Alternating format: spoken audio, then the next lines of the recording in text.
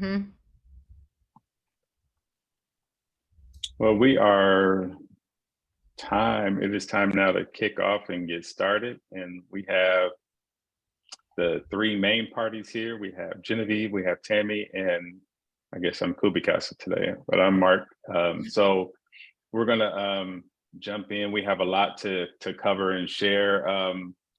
The format for today, we're gonna be kind of watching some videos as we go along and pausing, and we're gonna do something that we typically don't do. We're gonna ask questions throughout. So after each segment, if you have them, type them in the chat. Tammy will be monitoring and we'll get to those questions. So looking forward to an awesome time. And our goal here is to provide the best scanning techniques so that you can get the most accurate and best scans that you can. And we're here to help answer questions and make it fun in the meantime. So let me share my screen.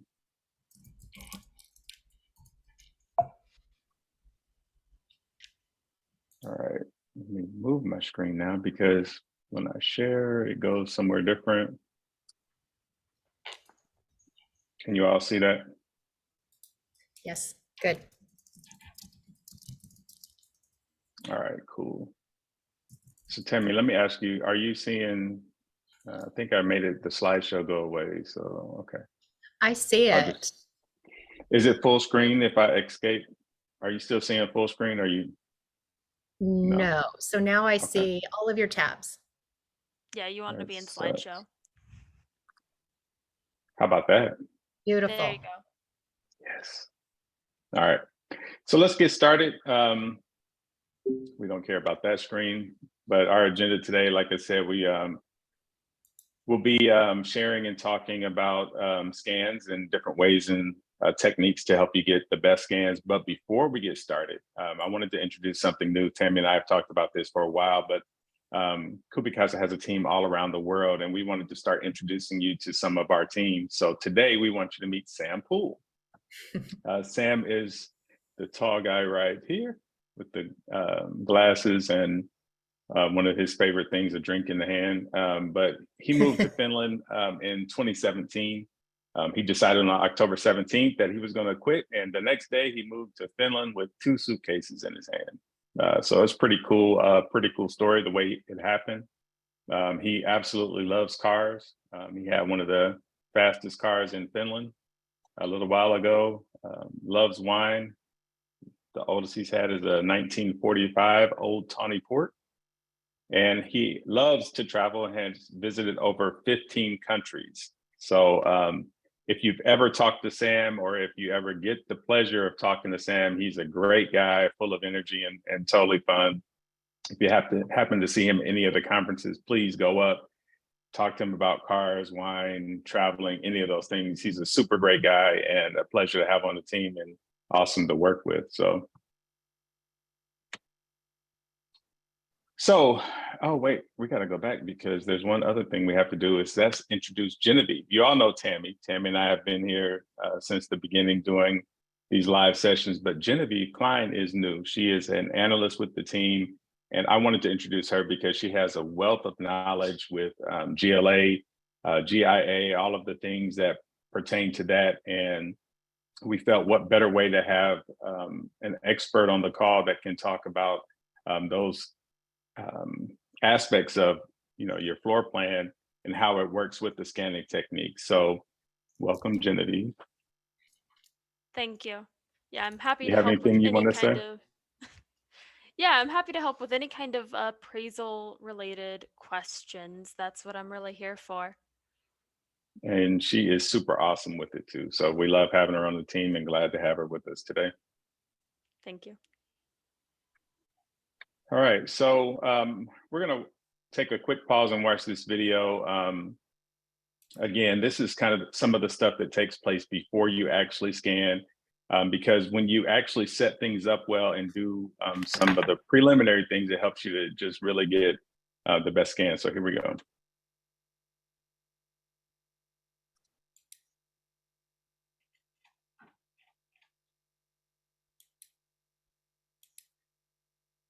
Not hearing any audio.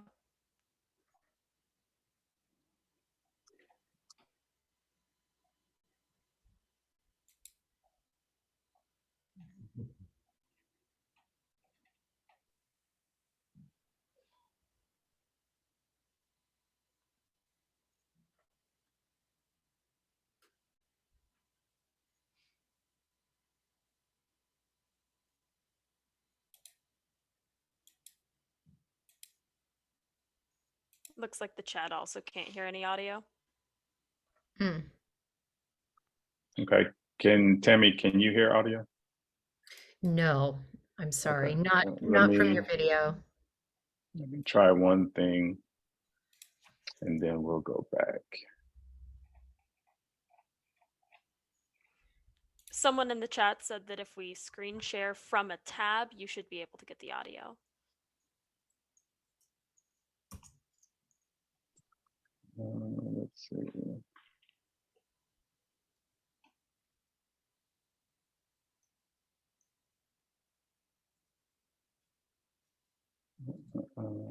Yeah, I am screen sharing from a tab, but I think it's because it's because of the way we're recording it. Let's Yeah, see. are we able to change the share screen settings at all? Because it does look like it's showing your full window. Hold on a second. Hmm. I think it'll work. Hold on a second.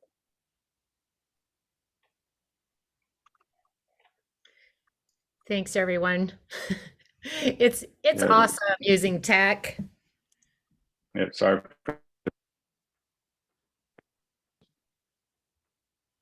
Okay, let's try it one more time. You guys are still seeing the screen, correct? Yes. Okay, so let's see if it'll work now.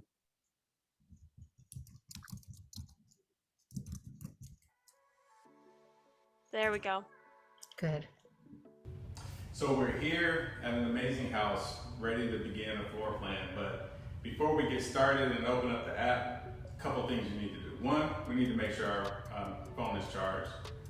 Over 50%, which is where you need to be ideally to make sure that you don't have any problems. So we're good to go there. But I need to make sure the blinds are open and the lights are on. So let's do that first.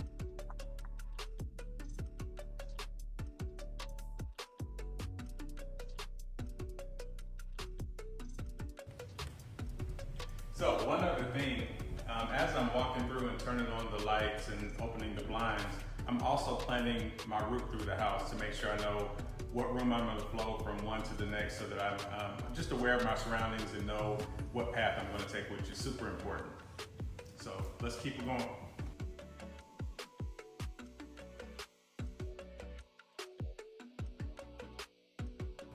So it's also important to make sure you open doors, even if you don't plan on going into a room, or if you need access through the area, it's still important to have the door open so that you can easily move the camera away from the space, completely open the door, and then scan the space. You definitely do not want the door impeding the view of the camera. So let's continue.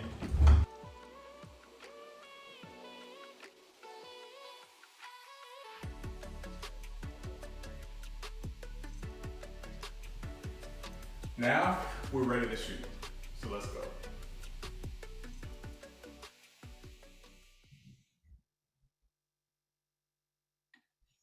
All right, Tammy, do you have anything that you want to add in this segment about what to do as we're preparing to scan? The only other thing that I've had come up a couple times is if you are going into a home and people have, some homes are no shoe homes. So just one more thing to keep in mind, like if you know that you're going to have to step out onto the patio to scan that, or continue to an accessory dwelling or something like that, just so you sort of have that in mind, because it's not possible to pause a scan. Everything has to be all in one long scan. So just one more thing to think of. Absolutely. And for, just an extra tip, I always take shoe covers so that I'm able to do that. And then when I need to walk outside, I can easily go outside, and if I need to either change shoe covers or do whatever to come back in, we can do that as well. So great tip, Tammy. Anything to add, Genevieve? Go ahead, Jen. No, I think that's a pretty good coverage for entering the house. I just would add that how we prep the house really sets us up for success. So, especially if we're talking about things like accuracy, minimizing the situations where we have to do something like open a door, worry about the lighting, pause, move, that's all just going to help us have a better output. We do have, there's question, and these are related from David. He asks, why is it necessary to open all the blinds? And Justin asks, how important is it to have all the lights on? So both of those things, it's just to have the space lit as much as you can. Like the more light that you can get in and the more contrast that's available for when you are doing your scan, the better your scan is going to be and the better your data will be. So the more light, the better. Yeah, and we do have the function within the app where the light will come on your phone if you happen to be in a dark area. I've been in some areas in Tammy as well where there is no light, so it wasn't an option to either. I mean, there were no blinds or lights, so it's not an option. In those cases, we do have some support where the app will turn on the light automatically and allow you to continue on some devices. So that can happen, but it's best to have as much as possible so that you're positioned for for success. Mhm. I would add, I believe the light only turns on automatically for iOS devices.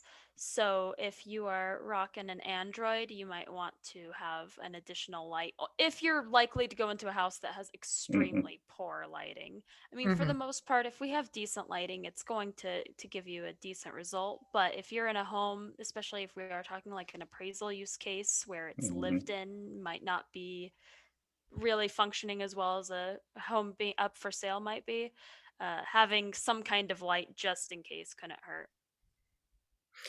That Yeah, and a Loom Cube is a great solution. One of our users, Mark Gutierrez, has an iPad that he uses, and he just attaches a Loom Cube right to the back of it. And I've been into some basements and some situations where that really comes in helpful. I was hoping I would just get out alive, but the Loom Cube just helps illuminate it, so it's pretty cool. Yep, Annette says the same thing. Yeah, it's a really good point because I have had properties before, no electricity, and the bathroom is Hmm. just dark, or when you have a closet that's dark. Yeah, yeah, it doesn't hurt.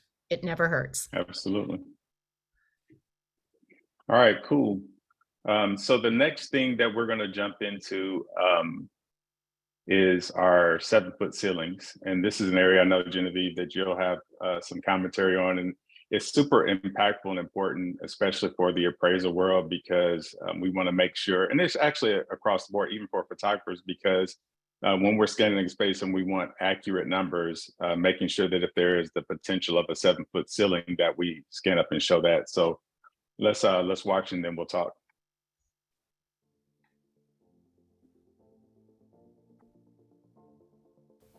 This video is for educational purposes only. This single room scan is only to show technique. Please scan the entire house for a proper floor plan. All right, so here we have a room that has less than 7-foot ceiling. So what you want to do is make sure that you scan the area. Typically we scan where the floor meets the wall, but what we're going to do in this case is we're going to take our device and pan up and then simply continue to scan. You don't need to do it long. You don't have to have it there for more than a couple seconds, but just simply scan up to show the space, and then you can resume scanning. And that's how you scan a room less than 7 feet. And I want to go back and just pause at the this piece because I think this is important. When you're scanning up, you should stand still and scan up to show the ceiling area.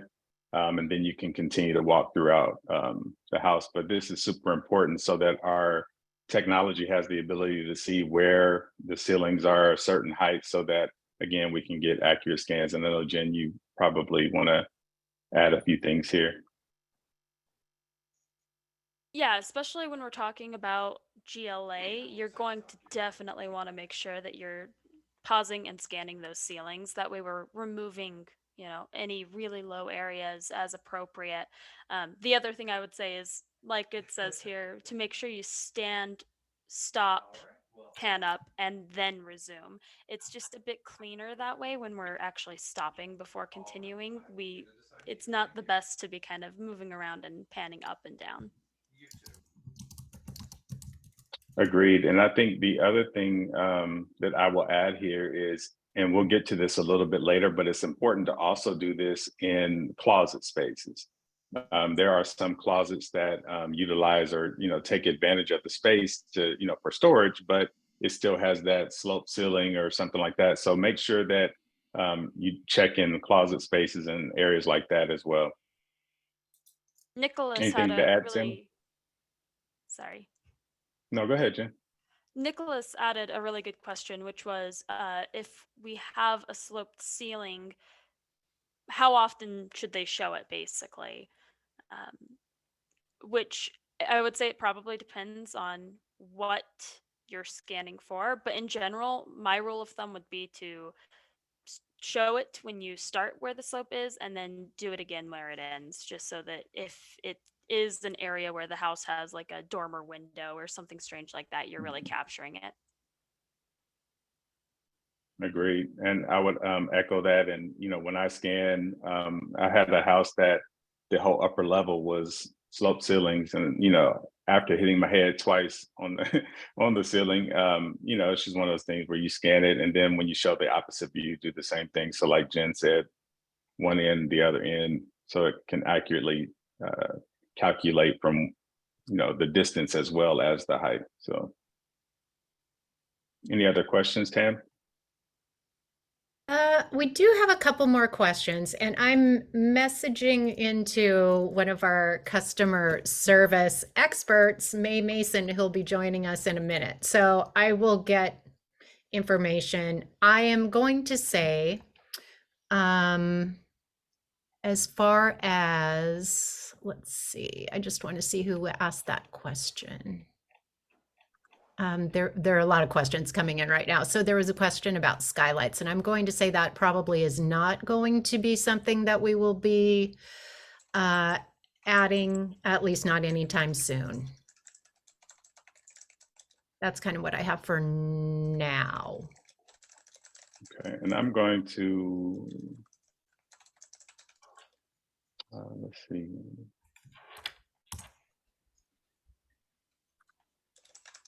Okay. So we have Mayor, she wants to add anything. All right, so let's, are we clear to move forward? I believe so, yes.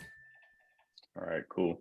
So we've talked about the 7-foot ceilings, and now we're going to jump into small spaces. I don't know, I think this is one of the very frequent things we get, whether it's a small bathroom, a tight kitchen, just some of the smaller rooms and how to handle them. So we're going to watch 2 different videos with a couple of different types of spaces, and then we'll connect from there.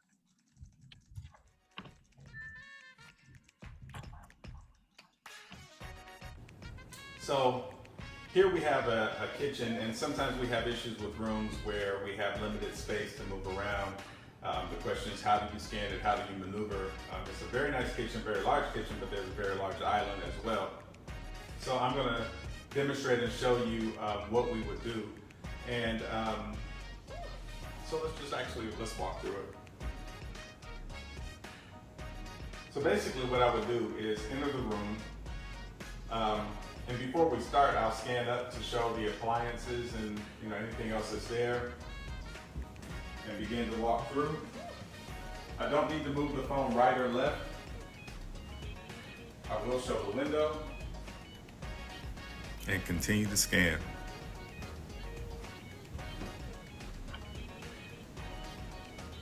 But just like that, I make one complete path around. I don't need to move the phone to show right or left because the scan is actually picking up all the area. Scan up to show the window, scan up to show the appliances, and you're done.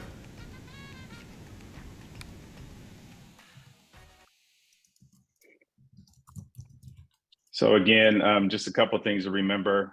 Just as we did with the 7-foot ceilings, make sure that you are stationary when you show the fixed furniture, the windows, anything like that. Just it's a quick pause, scan up, and then keep moving from there. And you don't have to get close to anything. You don't have to show every crevice in a room. But as you're walking through and you're holding it, at chest height, angled down, it's going to capture everything within the range that you're walking. So you can walk straight. You don't have to get close, and you're able to capture everything that is needed. Anything to add, Tam or Jen? I do not. All right, cool. Let's jump into this next one because that's going to show a couple of additional tight spaces, and then we'll get to some questions.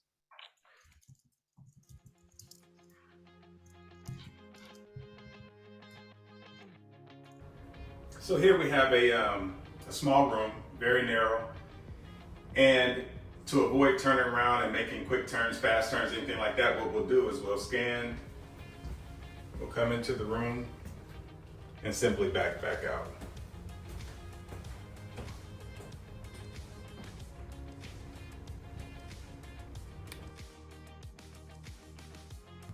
So here we have another relatively small room, not a lot of space to maneuver and move around. And what we'll do is we'll come in, get as much detail as we can, but simply back out of the room. You don't have to do a lot to turn, and you don't have to show every nook and cranny or every crevice. So we'll jump in and get it started. So again, I'll walk in.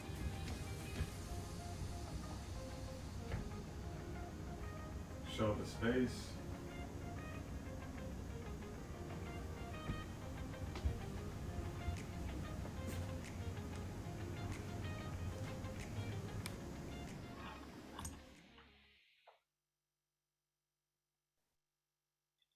All right.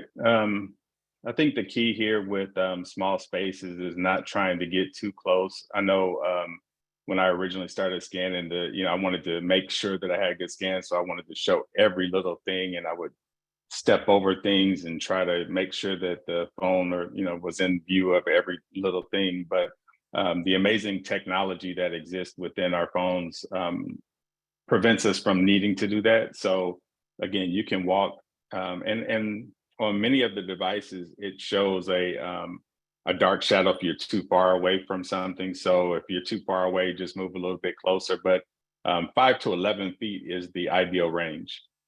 5 to 11 feet, you don't need to be any closer than 5 feet. You don't need to be any further than 11.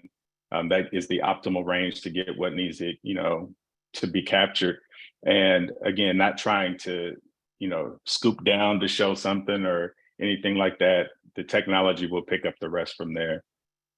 And really avoiding those sharp turns, especially in that tight bathroom. If you try to turn, and so I'm one of the people that likes to know the why behind it. The reason that you shouldn't do that is because of the technology. When you're turning, it could cause it to lose its location, and making those sharp turns or having something flash in front of the camera can cause it to lose where it is, its positioning. And when it loses position, you have to either go back to another room or start over, and no one wants to do that. So it's better not to have those quick turns or have something flash in front of the camera. So it's much easier to back in or to walk in and then simply back out. Jen, anything to add for the small spaces? Yeah, someone asked about what we consider a small space, which is a great question. Pretty much anything where we're going to have to get too close or spin too fast. That's the basic answer. So to Mark's point, you want to stay. If you have to get closer than 3 feet in order to turn around, then you would want to back out. That's the easiest way to think of it. That's a great response.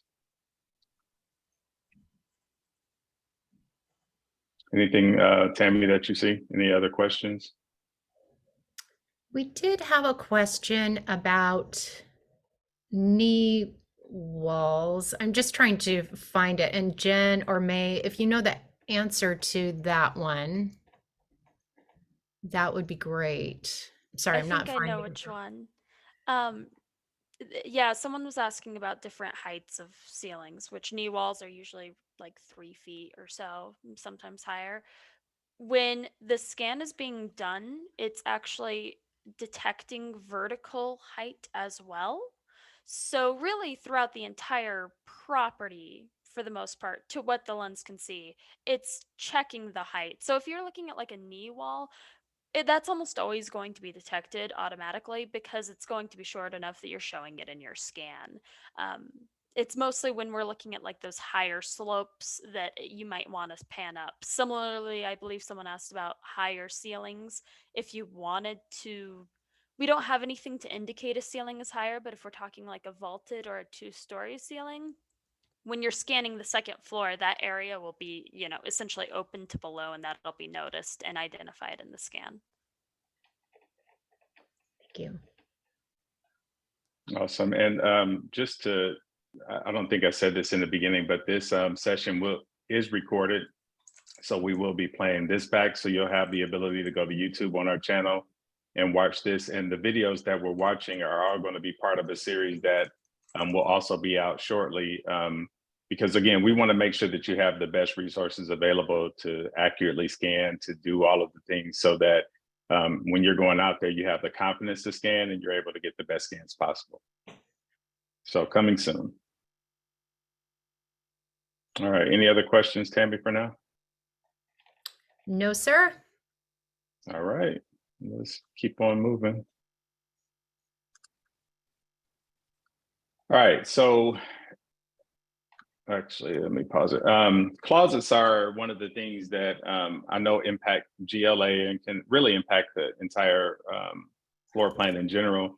I've had some homes where I thought it was a closet and it turned out to be something different than what I thought it was. So I think it's so imperative that, we adhere to this section. So I'll let the video play and then we can talk a little bit more about it.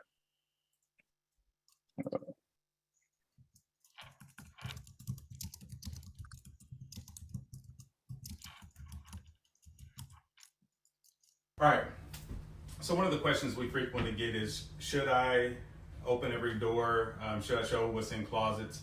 And the answer is yes, you should show what's behind the closet, because sometimes it's a water heater, sometimes it's a utility closet, sometimes it's not functional. There could be a 7-foot ceiling behind it. So it's good to show it. The key is you don't have to go into the closet. You don't have to do any of that. So it's better to show it and have that information there than not. How about I just demonstrate? So again, if you have your device, you want to make sure that it is not in the way of the door. The doors aren't already open. Once the doors are open, you can then scan the area. Again, I don't have to go in. I can simply scan it and then continue to moving to the next area. So again, I recommend that you do that for every closed door to make sure that you know what's there, that you can scan the space and then continue to move on from there.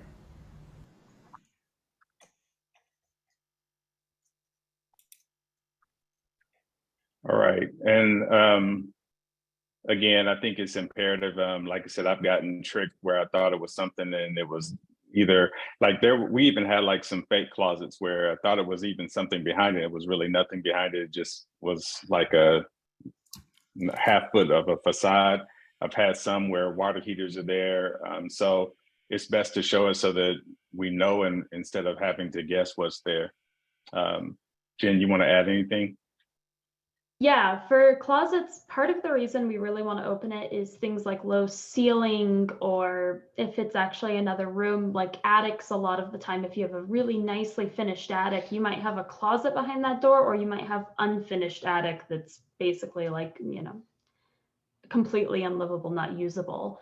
So we really want to show behind the closet to see those kinds of things. It's not really, a lot of the times closets are placed where we don't need to see them to get the dimensions so much.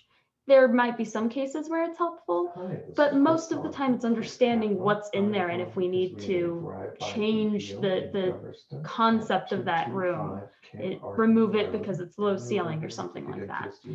I know someone asked about clutter. To that point, most of the time clutter's not going to be an impact in closets. It's mostly just getting those other aspects. 414-7155. Agreed. I think that is, the key reason. And I've had some people, like, almost every time I walk into a house to do a shoot and a scan, they're like, don't open the closets. It's, we put everything in the closet. and between the closet and the garage, that's where people cram stuff so that the house can look presentable. It's okay. Again, the technology can, see through that and do what it needs to do. And we have the dimensions, as Jen mentioned, from the adjoining rooms and things like that. So don't worry about it if people say it's cluttered. Just let them know it's best that I open the door so that I'm able to understand, all of the things that may exist. So agreed. I think it's one of the things that we should do in every home. Anything to add, Tammy? Any questions?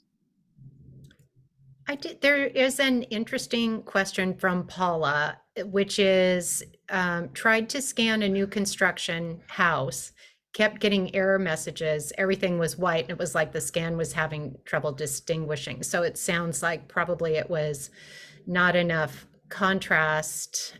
So we were not able to process it. May just responded, right?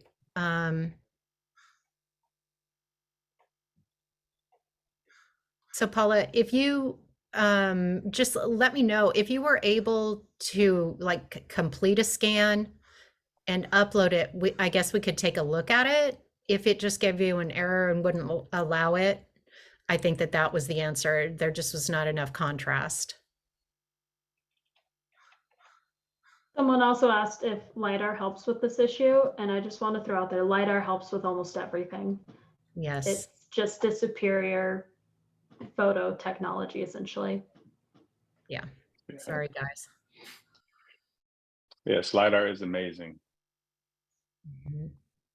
And I use an Android, so I understand the pain.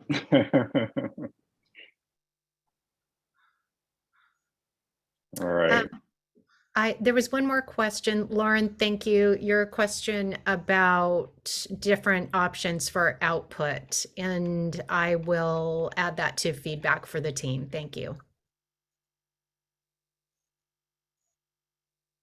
Okay, great. So another thing that we frequently get is, what do I do with the deck or patio? Do I need to scan it? And Genevieve, would definitely love your input here. Obviously, decks and patios aren't included in interior space and stuff like that. However, sometimes it is a great option to have and to showcase. I've been in homes where there's an incredible 2-level deck and things like that. So it could be a great thing to show. We'll demonstrate how you should scan and then some additional conversation around that as well.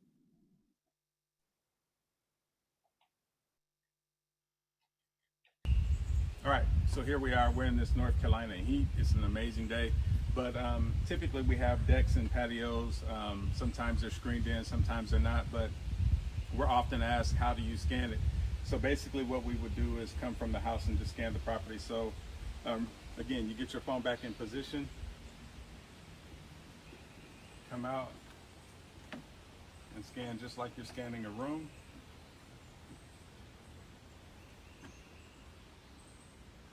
And you're done. So, and of course, again, these videos are only showing segments. So you would do this in a complete scan. So when you're on the ground level of the home, you would just exit out of the patio door, make sure that you turn the camera away so that it doesn't get impacted by the opening of the door. To Tammy's point, make sure that you either put your shoes on or remove your shoe covers, whatever you need to do. But you would scan the deck or patio just like you would a normal room, walking forward around the room or around the deck as if it's a room. But Jen, I know that this is a topic that comes up a lot when it comes to GLA. So if you want to add anything here. Yeah, that's a good point.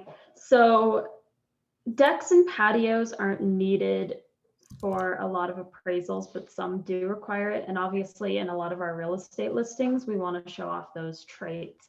Anything like a deck or a patio isn't going to be included in the GLA, but it'll be included in your total scanned area. So keep that in mind, but they're not livable areas. They're not something that you're going to have a bedroom in. Same with things like enclosed porches or any area like that. There might be some cases where you want to double check. We can't see heating. So if you have like an enclosed porch versus a sunroom, and one's heated, whereas the other isn't, you can make changes in the editor if you notice that it's super finished and nice, but it's not heated or is heated, to include it or exclude it from your GLA. But most of the time, a patio or deck's going to be removed from the GLA appropriately. And that's a great tip to, if there is a heating source or something like that, to make sure that you include that. Tammy, any questions on the decks or patios? This seems like a very good time for Ernest's question about scanning in-ground pools. Mhm. So just continue on with your scan, whatever you need included on your floor plan. I guess the only thing to consider is that whatever is included on your floor plan adjusts the scale.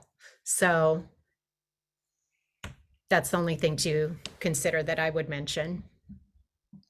Yeah, and I would recommend you don't get in the pool when you scan it.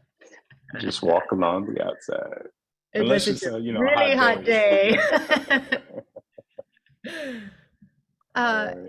And then Burke says, I get a lot of pool homes with pool cages. I definitely want those on the plan. I'm in Seattle. I'm not sure what that means or what a pool cage is.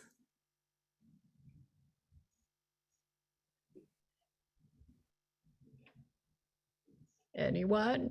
Someone said a screened in pool. So I know a lot of so like Florida. Okay. Yeah, so Florida, for example, has a lot of pools that are completely screened in. It's really interesting. So theoretically, I don't know that I've seen anyone actually try it, but I think you could just scan the exterior. It might be hard just because depending on the screening type, how easy it is for the scan to identify it. But if it can see the exterior, it could be captured if you scanned it. Okay, thank you. And I think I need one of those screened in pools. Oh, there's one more good question here. Robert asks, is deck area calculated? He says we need this for the cost approach.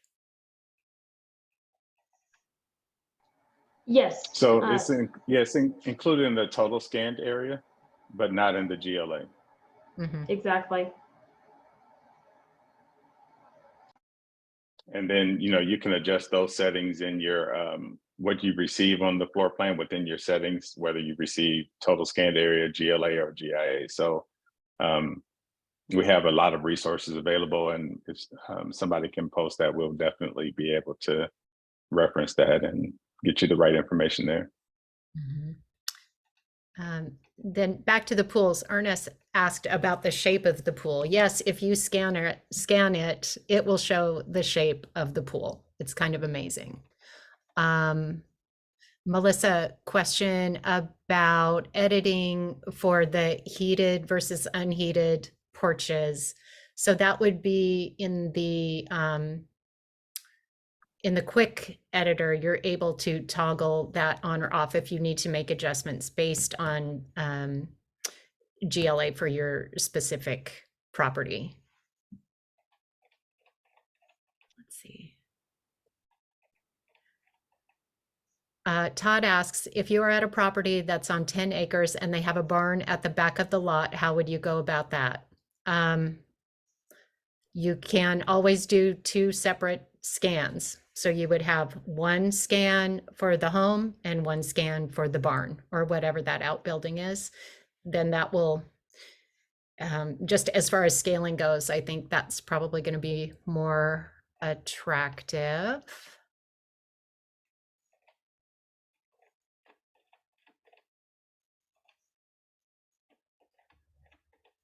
Oh, thank you, May. Actually, May gave us the link to edit the GLA right there. Sorry, there are a lot of questions coming in right now.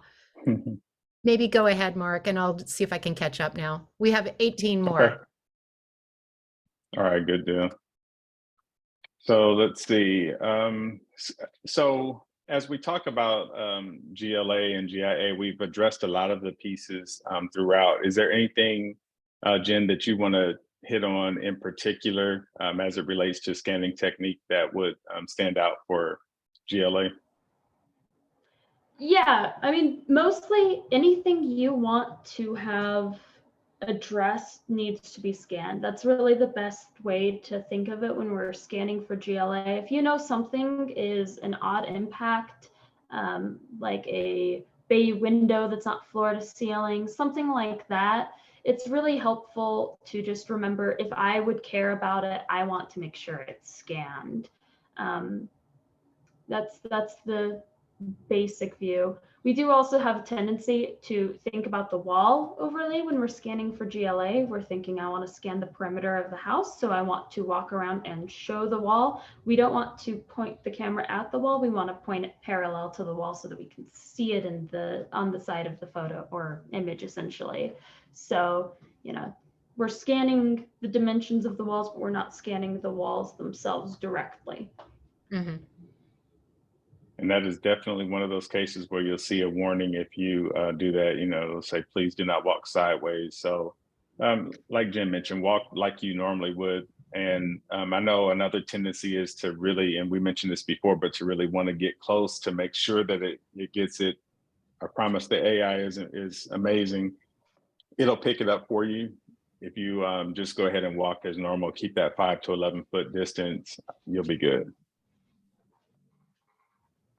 Someone asked about capturing where the wall meets the floor, especially corners, and how important that is, particularly when it's obstructed by furniture, and how the technology reads and processes the information. I would say that's part of why it is so important that we keep that broader view that Mark just mentioned, where the technology is seeing all of these shapes and all of this information. When we're really close to things like furniture or the wall, it can't take a step back and tell as easily where that furniture ends. But because it does have a pretty broad range of, you know, up to about 11 feet, it's possible for it to figure out how far back that wall is using the rest of the wall, looking behind the furniture when we've got that broader view. Yeah, and we're going to show an awesome diagram a little bit later that I hope will make it a little more plain and kind of help to connect the dots, so to speak. Any other questions, Tammy, before we proceed? Sure. There was a question about are we scanning the exterior for exterior dimensions, or is this calculated by the program from the interior dimensions? Yes, it is meant for scanning the interior, always the interior. Oh, hi, Nikki. Can you talk about more why keeping a scale tighter is important? I have noticed scale is too large. It does not diminish quality when importing into appraisal programs. Realizing this is somewhat of a limitation of the appraisal software, what can we do to mitigate this other than doing 2 separate scans, incurring that extra cost? Jen, I'm not sure if you have expertise in the appraisal software programs, or if you can speak to that. Yeah, so essentially when we're scanning a really large property, or we're scanning a property in patios, decks, exterior structures, what's happening is all of those structures for level go onto the same page. So the more areas we scan, the more things showing up on the page. And while that's not such a big issue in maybe the listing space where we're downloading that PNG file that's you can zoom in on and it's super clear, when the sketch gets imported into the appraiser software, it tends to, the way it's compressed essentially, change it. It doesn't keep that clarity when it's zoomed in upon. So really, that's something we're looking to fix, but you want to try to keep as small of an area to fit on that one page as you can for a level. Mhm. Thank you. Awesome.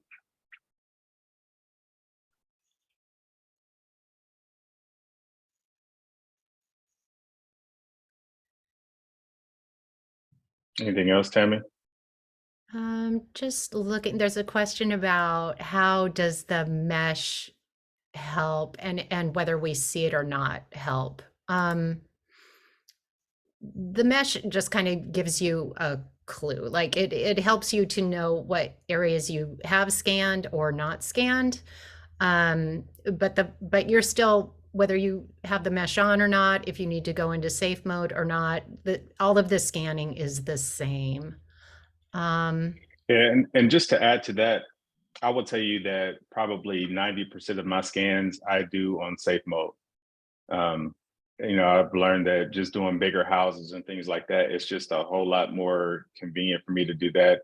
I've had a situation where I didn't pay attention and didn't have my battery charged above 50%, and had the indicator come on that my battery was low, and then had to relocate, things like that. So I just prefer to stay on safe mode so that it's a lot easier and I can navigate through doing the scan without any interruptions or any problems. I mean, the mesh is really cool though. I do like it because it's like, ooh, it's moving and just, it seems to be going into all the spaces. So it's cool, but it doesn't really have an impact from a scanning perspective to say, oh, because you have the mesh, you're going to get a better scan. Right. I think that's it for now. All right. Yeah. So let's see. So detached spaces. So again, very similar to the decks, but we talked about, somebody had a question about a barn and things like that. Do you scan it? How do you scan it? We have a video here that will kind of walk through that, and then we'll have a few more questions afterwards.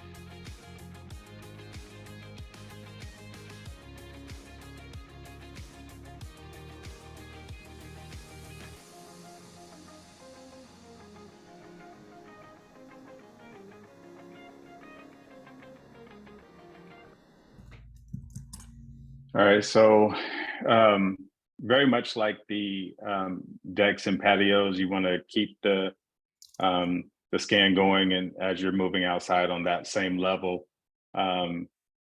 keep this same camera angle as you're walking, chest height, angle down.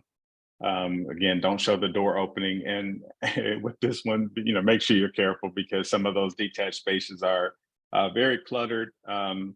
And Tammy did a great job of walking over stuff that can be very hazardous to your health. And like Craig just said, very realistic for sure, because some of those spaces become the dumping point for a lot of things. So be careful, but try to get as much as possible without endangering yourself. But again, you will want to just walk and follow a path if there is a path, or create your own path like Tammy did through the grass, and scan it. And then if there is another level in the house, you would just come back in the house and continue to scan the next level in the home as you normally would. Jen, anything on this one? Not anything that we haven't already addressed. Cool. Any questions that are coming in, Tammy? I do just need to clarify. Matt asked, should you scan exterior first, then go into the house to finish with the interior?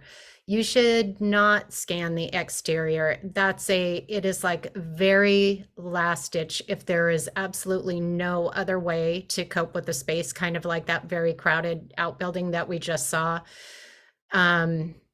It's not recommended. It's kind of emergency use only.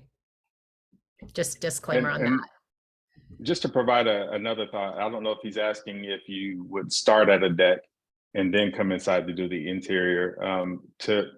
What I do, Matt, is I start at the front door of every house, and then I scan and go through. So if I'm starting at the front door, I would then walk out of the, go through the kitchen, go out of the patio, do the patio. If there's a detached space, do the detached space, come back into the house, finish whatever's on that level, and then proceed upstairs or whatever the case. But I don't know which way you were going with that, but just to provide another way of looking at it. Any other questions, Tammy? I think we are caught up for now. Thank you. Awesome. All right. So here's what I wanted to show you. This is the house that was part of most of the videos that I showed today. And what this is just kind of an example of what is being captured as we're walking through the house and getting all the details. And you can see throughout here that there, here's the bed, but it still has the data to show, what's there so that we can accurately, hold on. Shouldn't be touching my mouse. Apple mice are so crazy, but it shows the detail regardless of, the fact that we may not have gone specifically into a, exact corner. You see here, there is a chair, but we're able to get, as Jen mentioned, from the adjoining walls, like, okay, we know that it's going to meet right here because, we have the data from the rest of the room to show exactly where everything is. So I wanted to show this because I think it's a great example of what it looks like and how we're able to kind of do what we do behind the scenes and what our technology is picking up. Jen, anything to add here? No. The great thing to look at though is just this point cloud that shows you kind of what is being picked up. And I see a lot of people have been asking about wall thickness. Right now, we just use a standardized wall thickness based on data compared to traditional appraisals that we found to be pretty accurate. Yes. Cool. And we're gonna expand this a little bit too. So I wanted to show the floor plan that corresponded with everything, just so you can see the final result and how amazing it comes out and the great things. I mean, you all have seen this if you scanned before. And actually, I'm gonna come back to this one because I really, since we're on this topic, I wanna kind of push through to this.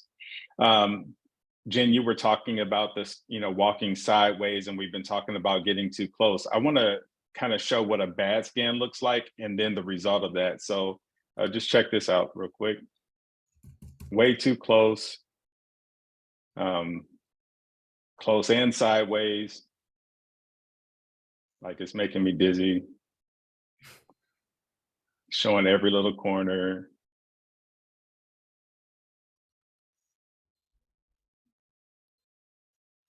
And it's pretty fast too.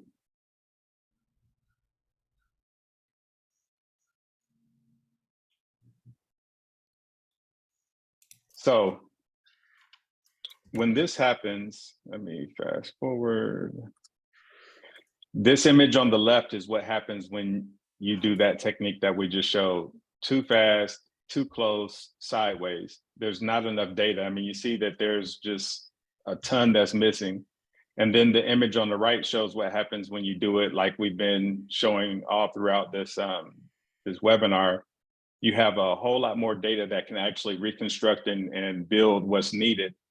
So it just reinforces everything that we've been saying, the 5 to 11 feet, walking forward instead of sideways, not too close. All of those things really help to get accurate and great scans so that you're able to have the results that you need. Anything, Tammy, that jumps out before I back up? Because I want to back up to the doors just to reiterate how to open and close doors. I guess I would just say, again, like just to keep in mind when you are scanning, what you want to do is just to travel around the room in a U shape. So just keep the widest angle of view possible.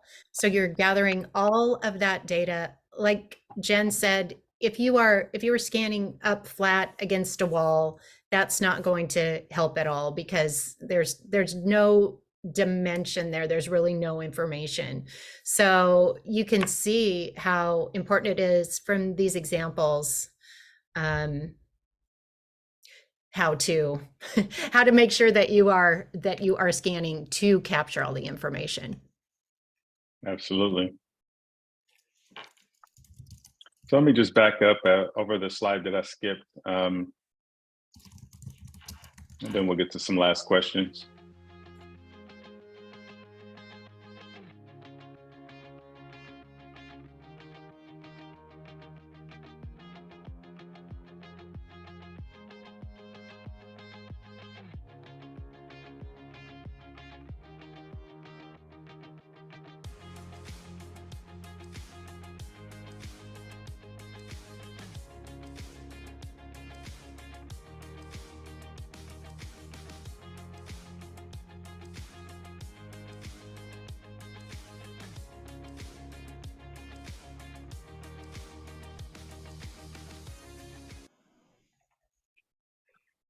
All right, so again, just to make sure that, and we mentioned this in the very beginning, to open doors prior to, actually scanning.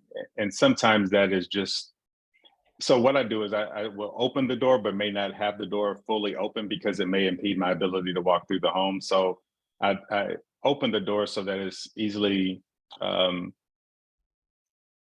able to just quickly get to it without, messing up my scanning and moving forward. So when you open that door, just make sure that it is not in the view of the camera, because again, when you do that, what it does is it causes the software to lose its position and can create issues with the scan. And nobody wants to have to start all over, especially if you're at that last room or anything like that.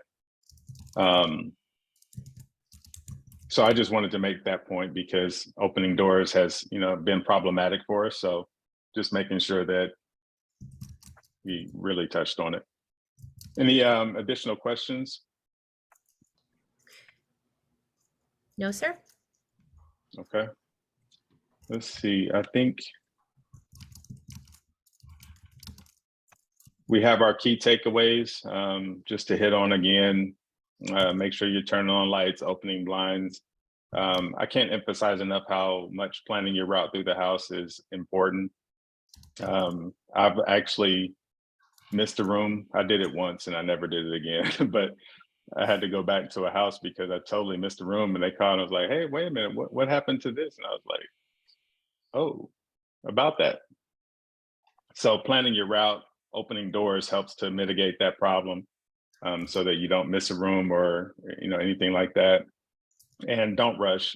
Just like we saw in the bad example, the faster you go, trying to do too much will not render a great result. So you don't have to walk like a turtle, but you don't have to run through the house either.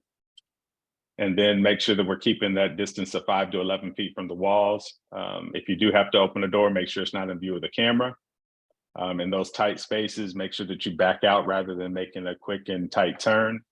And then if you do have a low ceiling, stand still, scan up to show that ceiling, and then continue to your scan as normal.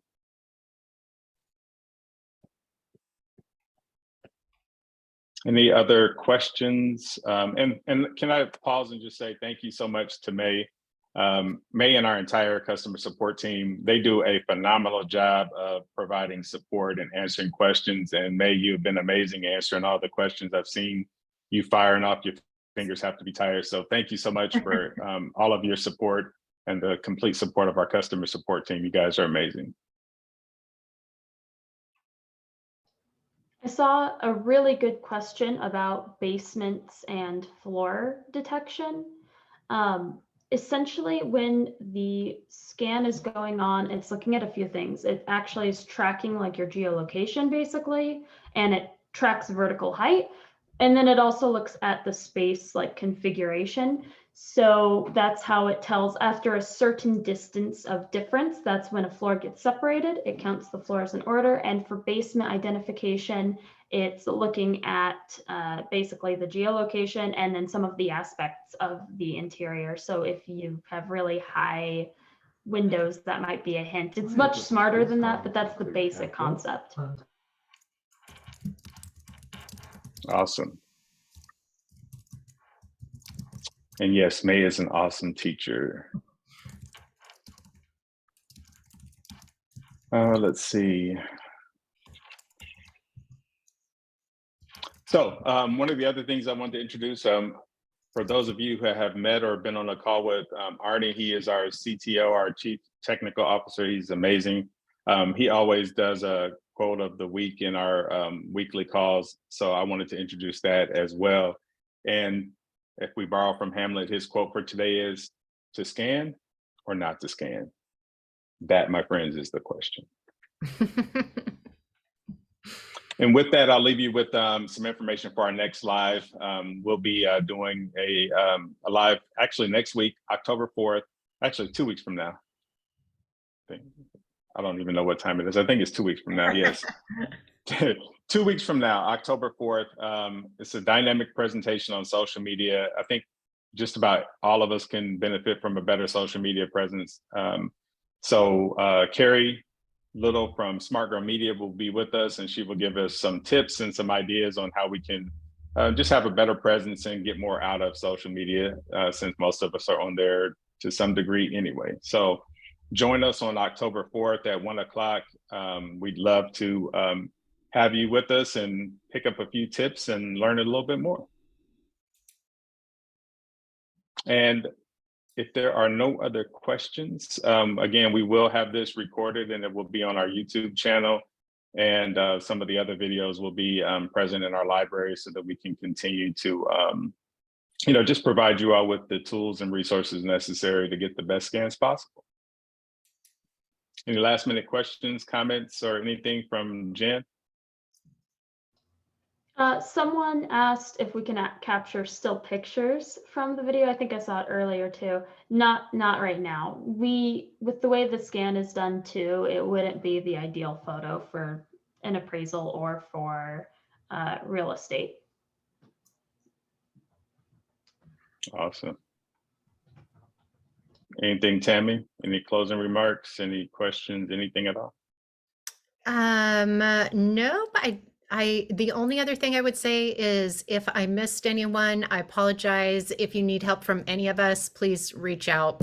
Be happy to help with whatever you need.